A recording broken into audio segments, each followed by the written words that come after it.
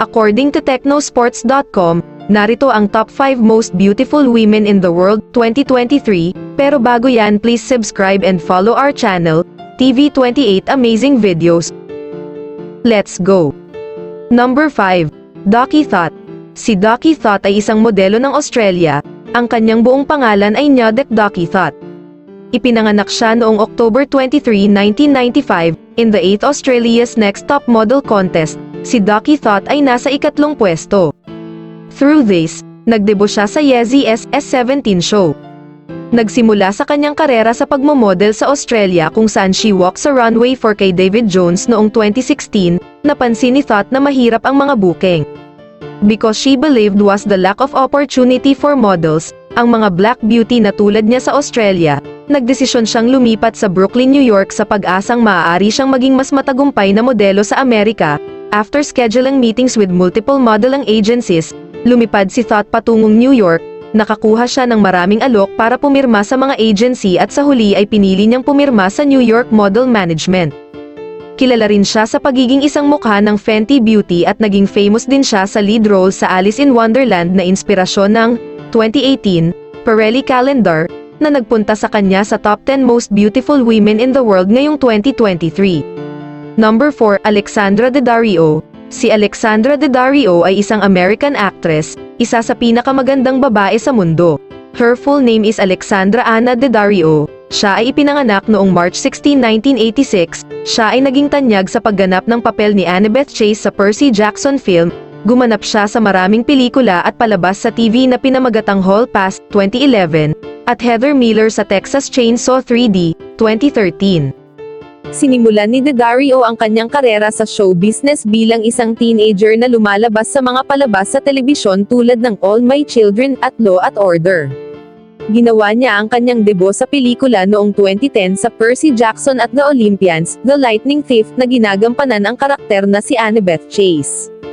Simula noon, lumabas si Daddario sa iba pang sikat na pelikula, kabilang ang San Andreas, Baywatch, at We Have Always Lived in the Castle. Nagpakita rin siya sa mga palabas sa telebisyon tulad ng True Detective, American Horror Story, at White Collar.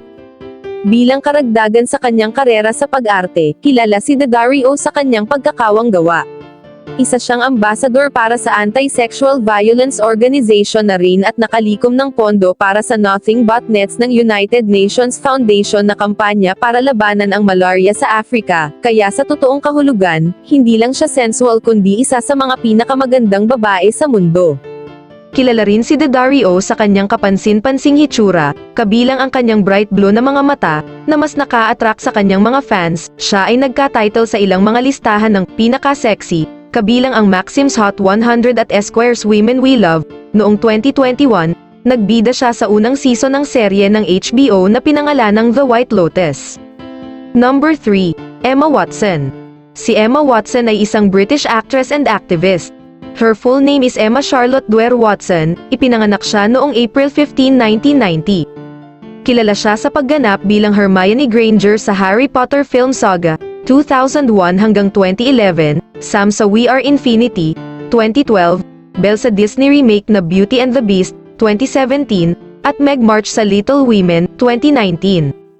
At the age of 6, her desire to become an actress was born. Nagsanay sa sangay ng Oxford mula sa Stagecoach Theatre Arts, isang part-time theater school kung saan siya nag-aral ng pagkanta, pagsayaw at pag-arte. At the age of 10, siya ay gumanap sa mga produksyon ng Stagecoach at ilang mga dula sa paaralan kabilang ang Arthur, The Young Years at The Happy Prince. Ayon sa Forbes at Vanity Fair, si Watson ay inererate sa may pinakamataas na talent fee na aktres sa mundo. Tinanghal din siya bilang isa sa 100 pinakama-impluwensyang tao sa mundo ng Time Magazine noong taong 2015. Noong July 7, 2014 siya ay hinirang na Goodwill Ambassador ng UN Women, ang organisasyon ng United Nations na tumatalakay sa pagkakapantay-pantay ng kasarian at pantay na papel ng kababaihan sa mundo. Ipinahayag ni Famzal Malambo NGQka, Executive Director at Undersecretary General ng ahensya, kung paanong ang kanyang katalinuhan at passion will allow UN Women's message of equality to reach her peers. In this institutional role, she gave the speech at the UN to launch the #Hefforsh campaign, highlighting the role of men in promoting gender equality and declaring yourself a feminist. The speech receives an ovation. Number 2, Selena Gomez. Si Selena Gomez ay isang American actress, singer at producer. Her full name is Selena Marie Gomez. Ipinanganak siya noong July 22, 1992. Sinimulan ni Gomez ang kanyang karera sa pag-arte sa isang serye sa TV ng mga bata na pinangalanang Barney and Friends, 2002 hanggang 2004. In her teenage, she has become famous for playing a prominent role as Alex Russo in a TV series named Wizards of Waverly Place, 2007 hanggang 2012, on the Disney Channel. Si Selena Gomez ay naglabas din ng 3 album kasama ang kanyang dating banda na pinangalanang Selena Gomez and the Scene. All of them have reached the top 10 ng US Billboard 200 at na-certify by Gold of Recording Industry Association of America, Kiss at Tell, 2009, A Year Without Rain, 2010, at When the Sun Goes Down, 2011. Undoubtedly, her cuteness and pretty nature land her into this top 2 most beautiful women in the world in 2023 list as the runner-up. Number 1, Miriam Uzerli. Si Miriam Uzerli ay nangunguna bilang isa sa pinakamagandang babae sa mundo ngayong 2023, ayon sa prestihiyosong listahan ng top 10 ng India.com, nakamit ng Turkish-German actress ang karangalang ito dahil sa kanyang nakamamanghang hitsura at hindi kapani-paniwalang talento. Sa katunayan, noong 2020, nanalo pa si Uzerli ng Best Actress Award sa Chelsea Film Festival, na pinatibay ang kanyang katanyagan bilang isang rising star sa industriya ng pelikula. Sa kabila ng pagiging kilala sa Germany, she gained immense global fame due to her remarkable acting prowess and captivating beauty. Nahigitan niya ang mga sikat na Hollywood stars tulad nina Selena Gomez at Emma Watson. Nakuha niya ang prestihiyosong unang posisyon sa listahan na pinakamaganda. Si Miriam Uzerli ay isang Turkish-German na artista at modelo. Ang kanyang buong pangalan ay Miriam Sara Uzerli.